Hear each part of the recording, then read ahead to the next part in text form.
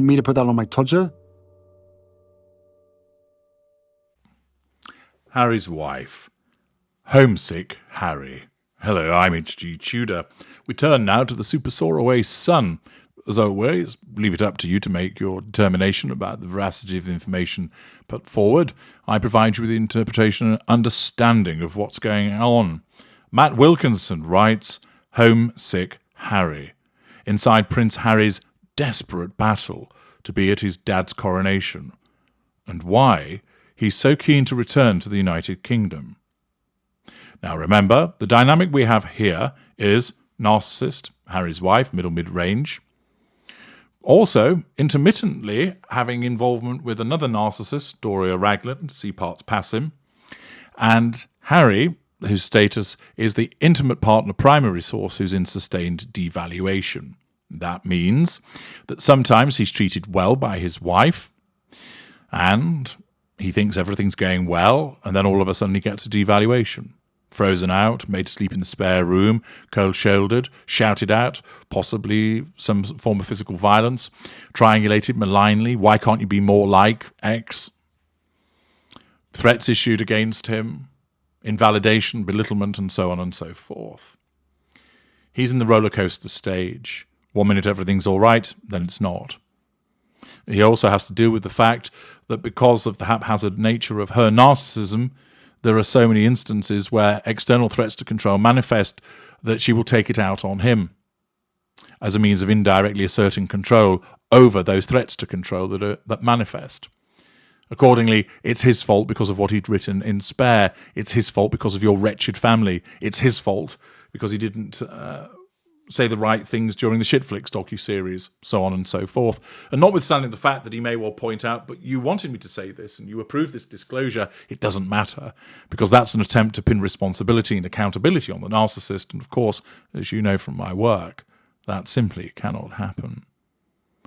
Let us find out what Matt Wilkinson has to tell us.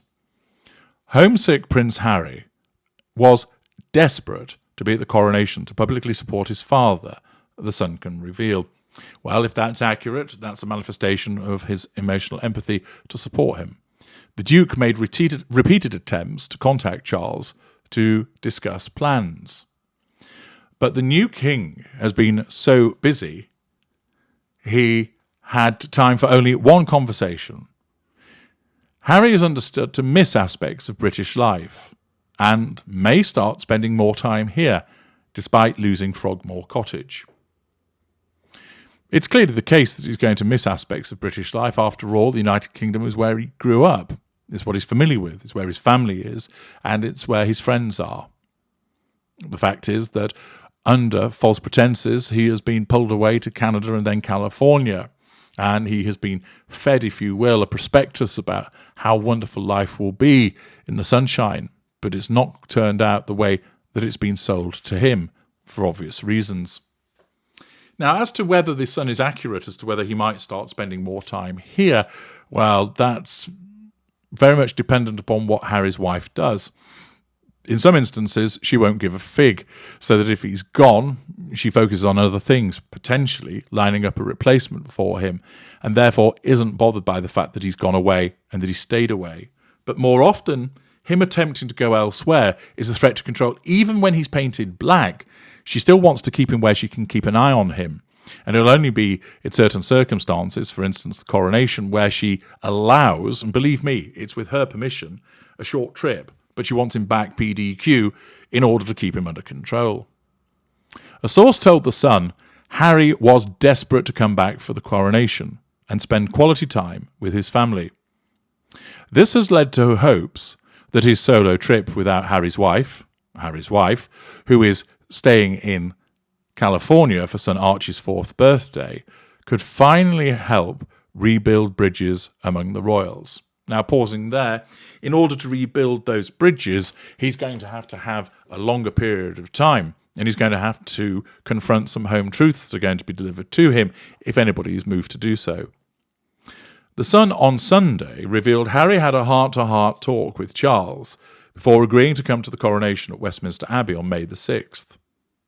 Sources say there is a willingness and wanting to mend on both sides. Now, from Charles's point of view, this is all part of his facade management and the assertion of control over his son, who forms a non-intimate secondary source in his fuel matrix. From Harry's point of view, he actually does, motivated by emotional empathy, want to sort things out. And it might be when freed of the shackles of his wife, albeit temporarily, he's able to see things clearer. Insiders say the king is happy with his son's decision and understanding of Harry's wife staying behind. It is understood Charles has been busy with matters of state and organising the coronation, i.e. Harry hasn't been coming up on his radar, and could not correspond with Harry every time he reached out. So Harry's been there, purportedly knocking on the door, saying, "Papa, will you respond to me?" And his father hasn't. Not because he's deliberately ignoring him, but he's been stayed on the shelf because Charles is busy about other matters. Harry's initial efforts came in the wake of his memoir Spare, in which he attacked Queen Consort Camilla. This was always seen as a red line that Harry should never have crossed, and may explain the king's reluctance to speak with him. Indeed, of course, any attack against Camilla is viewed as an attack also upon the king, because he sees her as an extension of himself, and therefore it's viewed as a threat to control. Accordingly, the king responds by not exhibiting any enthusiasm to speak with Harry or with Harry's wife as part of his assertion of control over those two individuals. Royal sources say Harry has made it clear he wants to spend quality time with his family when here. Charles could not find time to meet Harry in March when he jetted back for a High Court case. Senior royal sources claim there was no transatlantic ping-pong, but it is understood the Duke has indicated he missed the UK. Speaking to ITV's Tom Bradby in January to plug Spare, Harry said, "I want a family, not an institution." He also claimed he wanted his father and brother back. Charles has only 150 tickets at his disposal, and the palace sent the Sussexes their invitation around 6 weeks ago. It's understood Harry's security has been the major sticking point. He is suing the Home Office, claiming the removal of his taxpayer-funded armed guards is unfair and illegal.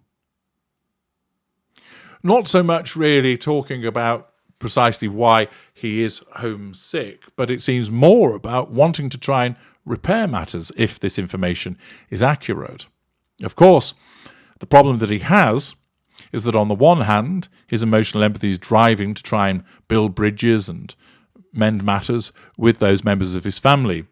For some of them, it may be that they think you went too far, Harold, and we're not well predisposed to you. You've made your bed, you're going to have to lie in it. We might be coldly civil with you, but that's all you're getting from us. I suspect Charles, as more of a part of him utilising his facade, is more likely to try and welcome Harry, and that there may be the opportunity to patch things up there as part of the assertion of control that Charles will exhibit. The problem that Harry has is that any elongated stay is likely to cause a threat to control for Harry's wife, that whilst she has so far allowed him to go, and undoubtedly has done so with terms and conditions attached, that if he was to attempt to extend and get a pink pass to stay out later, he's likely to fall foul of the necessity of asserting control over him, and that she would start to make noises and threats to ensure that she yanks on the leash to cause him to come back.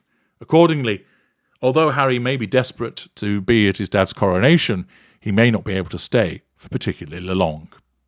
I'm H.G. Tudor. Thank you for listening.